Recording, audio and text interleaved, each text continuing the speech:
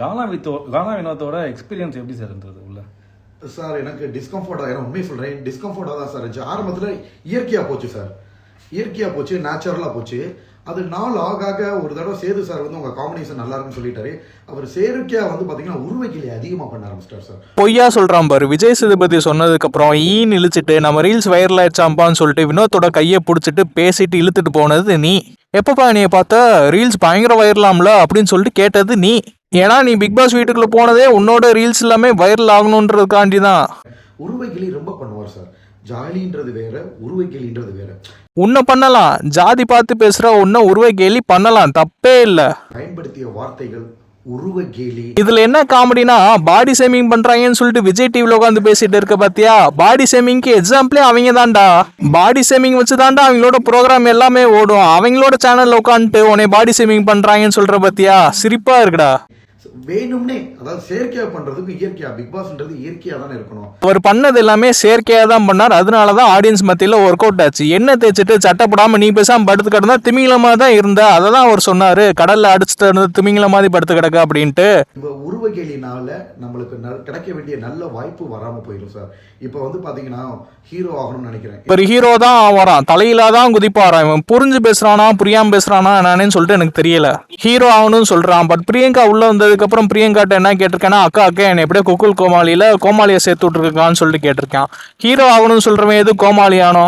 உனக்கு தெரியுதுதானே, மக்கள் எல்லா பேருமே உனக்கு கோமாளியா தான் பாக்குறாங்க அப்படின்னு சொல்லிட்டு. அதனால தானே குக் கோமாளியில பார்ட்டிசிபென்ட்டா வரன்பதில் அவனை கோமாளியாக்கி சேர்த்துக்கோங்கன்னு அவங்க கிட்ட கேட்டிருக்க. பட் இங்க வந்துட்டு நீ ஹீரோ ஆகணும்னு சொல்ற. இப்படிதானே மக்களை ஏமாத்திட்டு இருக்கு நீ. இன்னொருத்தர் என்ன கேட்டிருக்காங்கன்னா, எதுக்கு நடிப்பு வராம நடிப்பு அரக்குன்ட்டு சொல்றீங்கன்னு கேட்டு சொல்லுங்க. செருப்படி கேள்வி. நடிப்பு வராம ஏன் நடிப்பு அரக்குன்னு சொல்லிட்டு இருக்கீங்க? செம கேள்வியில. இதுக்கும் ஒரு விளக்கம் கொடுத்தான். அந்த நடிப்புனால தான் நான் இங்கே வந்திருக்கேன். டாக்டர் திவாரா நான் இங்கே வரவே இல்லை, நான் நடிச்சனால தான் இங்கே வந்திருக்கேன் அப்படின்னு சொன்னான். நடிச்சனால வரல, கோமாளித்தனம் பண்ணனால இங்கே வந்திருக்க. உன்னைய சிறந்த நடிகர்னு சொல்லிட்டு இங்கே கூட்டிட்டு வரல. நீ நடிக்கிறது எல்லாமே கோமாளித்தனமா இருக்குன்னு சொல்லிட்டு கோமாளியா தான் உன்னை கூட்டிட்டு வந்தாங்க இங்க. அதை நல்ல வழியில பயன்படுத்தினா பரவாயில்ல சார். உருவக்கேலியே அவர் என்ன வார்த்தையை சொன்னார்ன்றது சொல்லலாமா? உருவக்கேலியில வேணாம், ஒரு வார்த்தையுமே இல்லை. திமிங்களும் சொன்னதான் அசிங்கம், பெரிய வார்த்தை, அது இதுன்னு சொல்லிட்டு பில்டப் போட்டுட்டு இருக்கேன். ஃப்ரேம் பண்ணும்ல தப்பா வினோத்த. அதனால ரொம்ப கடுமையான வார்த்தைகள். சோவை நல்லா பாருங்க. அதாவது நான் யதார்த்தமா அவங்க சொந்தக்காரங்களான்னு கேட்டா அதை பெருசாகுது. ஏன்னா வாட்டர்மெலன் ஸ்டாருக்குன்னு ஒரு இது இருக்குல்ல, எல்லா பேரோட கண்ணு ஏன் மேல இருக்கு. ஆனா அவங்க மற்ற நபர்கள் கெட்ட வார்த்தை பேசினாலோ உருவக்கேலி பண்ணாலும் அது வெளியே தெரிய மாட்டேங்குது. எனக்கு மனசு கஷ்டமா இருக்கு. ஏன்னா நம்ம முகம் அப்படி எல்லாருக்கும் தெரிஞ்ச நாப்பில் எப்படா எனக்கு கவுப்போம், கெட்ட பேர் உண்டு பண்ணுவோம். நான் அவர்கிட்ட ஏன் அப்படி சொன்னேன்னா, எல்லாருமே உள்ள இருக்கிற மக்களே சொல்லிட்டாங்க சார். பிக் பாஸ் ஒரு கேள்வி கேட்டாரு, சவாரி செய்யும் குதிரை மாரி ஏறி நின்று சவாரி கூடையே பயணம் செய்யும் விரும்பும் நபர் யாருன்னு கேட்டாங்க. இருக்கிற எல்லாருமே கானா வினோத்துனாங்க. ஓகேங்களா? என்ன காரணம்னு பிக் பாஸ் கேட்டாரு. நல்ல ஒரு ஜெயிக்க போகிற குதிரை அப்படின்னா வாட்டர்மெலன் ஸ்டார். அவர் எங்க போனாலும் இவர் துரத்தி திருப்பி பண்றாரு. ஜெயிக்க போற குதிரைனா உள்ள இருக்க வேண்டியதானே, எதுக்கு வெளியில வந்த? இதுக்கு ஒரு நல்ல எக்ஸாம்பிள் தரேன். சில பேரை பார்த்தா கலாய்க்கணுமே தோணும்.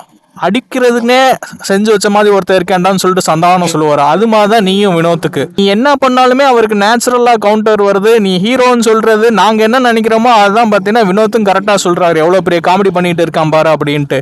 இதெல்லாம் மக்கள் மத்தியில கனெக்ட் ஆகுது. அதனால நாங்க வினோத்துக்கு சப்போர்ட் பண்ணோம். ஓரமா கேமராலாம் நடிச்சுட்டு இருக்கேன். இவர் வந்து பின்னாடி வந்து வேணும்னே விசில் அடிக்கிறது, பாட்டு படம். சார் உங்களுக்கு வேணுமா? அது வெளியில பாக்குறவங்களுக்கு காமெடியா இருக்கலாம். ஒரு நடிப்பு கலையை மக்கள்கிட்ட ரெஜிஸ்டர் பண்ணணும்னு நினைக்கிற ஒரு கலைஞனா மற்ற நேரத்துல காமெடி பண்ணிக்கலாம். அந்த இடத்துல அவர் பண்ணக்கூடாது. அது பிக் பாஸ் ஃபீடரா வென்று நீன்னு இல்ல. அங்க எவன் பண்ணாலும் கவுண்டர் கொடுக்கலாம், எவன் என்ன பண்ணாலும் டிஸ்டர்ப் பண்ணலாம். அதுக்குதான் அந்த வீக்ல உன்னை வச்சிருக்காங்க. நீ இது பண்றப்ப அது பண்ணக்கூடாது இது பண்ணக்கூடாதுன்னு சொல்றதுக்கு உனக்கு ரைட்ஸே இல்லை. அப்படி அவன் பண்ணாலும் அது அவனோட ரைட்ஸ். இவர் வந்து அவதார் படத்தில் நடிச்சுட்டு இருக்காரு, இவர் நடிக்கிறப்ப டிஸ்டர்ப் பண்றாங்களாம். அவுட் கண்டென்ட் வந்து திவ்யா கூட பண்ணியிருக்கேன் பாருங்களே, இப்படி வச்சு எப்படின்ற அதுக்கு அப்படி வந்து இப்படிங்கிறது ரெண்டும் நாங்கள் ரெண்டு பேரும் அங்கே யதார்த்தமாக பண்ணுது. எனக்கு எடிட்ல பார்க்குறப்ப அவ்வளோ நல்லா இருக்கு. திவ்யாவுக்கு நீ உள்ள வரப்போ பிடிக்காதான் சார். உள்ள வந்து எப்படி க்ளோஸ் ஆகிட்டான்னு பாருங்க. உள்ள வந்து திவ்யா கூட க்ளோஸ் ஆகிட்டான். நான் விட்டா திவ்யா லவ் பண்ணுச்சுன்னு கூட சொல்லுவான். அந்த பொண்ணு உன்னை பார்த்து செருப்பால அடிப்பேன் வாயிலேயே மிதிப்பேன்னு சொல்லிச்சு. எதுக்குன்னா நான் உன்னை கல்யாணம் பண்ணிக்க போறேன் அப்படின்னு சொன்னதுக்கு. இவன் சொல்றான்ல வினோத் வந்து என்னை பாடி ஷேமிங் பண்றாருன்ட்டு. இவன் உள்ள இருக்கிறப்ப என்னமா சொன்னான்? இவன் கல்யாணம் பண்ணிக்கிற பொண்ணு அவ்வளோ அழகா இருக்கணுமா, அப்பதான் கல்யாணம் பண்ணுவானா? அப்ப அதுக்கு பேர் என்னது? அப்ப அசிங்கமா இருக்க பொண்ணெல்லாம் நீ கல்யாணம் பண்ண மாட்டா, அதுக்கு பேர் என்னது? பாடி ஷேமிங் தானே.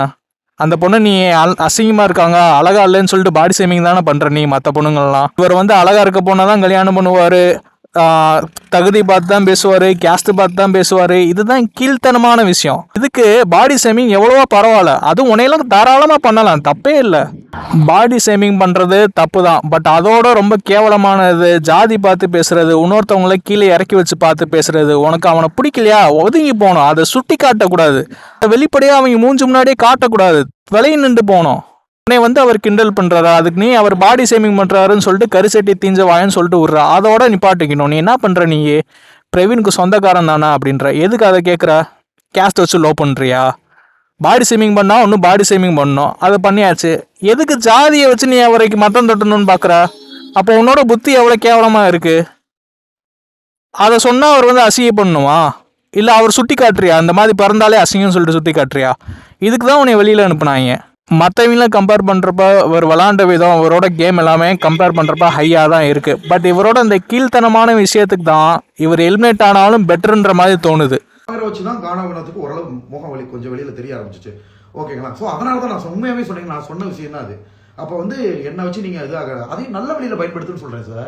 இந்த கீழ்த்தனமான புத்தினால தான் ஓட்ஸும் இல்லை. சில பேர்லாம் பிடிச்சி போச்சுன்னா அவங்க என்ன பண்ணாலும் சப்போர்ட் பண்ணலாம்னு தோணும். அவங்க இந்த மாதிரி கீழ்த்தனமாக இருக்க மாட்டாங்க. அது மட்டும் இல்லாமல் விஜய் டிவி ஆட்களே உள்ளே காதில் ஓதுறாங்க. பிரியங்கா, தீபக், மஞ்சரிலாம் உள்ளே காதில் ஓதுன்னு ஓதுறாங்க. உங்கள் 2 பேரோட காம்போ நல்லா இருக்குது, 2 பேருமே சேர்ந்து பண்ணுங்க அப்படின்ட்டு. அதுக்கும் நோன்னு சொல்லிட்டு ஒத்த கால் நின்றா நாங்கள் சொல்கிறதா கேட்கல, அப்புறம் எதுக்கு நாங்கள் உன்னை உள்ளே வச்சுக்கணும்னு சொல்லிட்டு இந்த வெளியில் அனுப்பிச்சிட்டாங்க.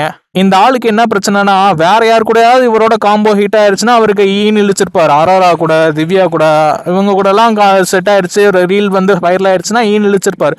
வினோத்து கூட வைரல் ஆனது இந்த ஆளுக்கு பொறுக்கலை.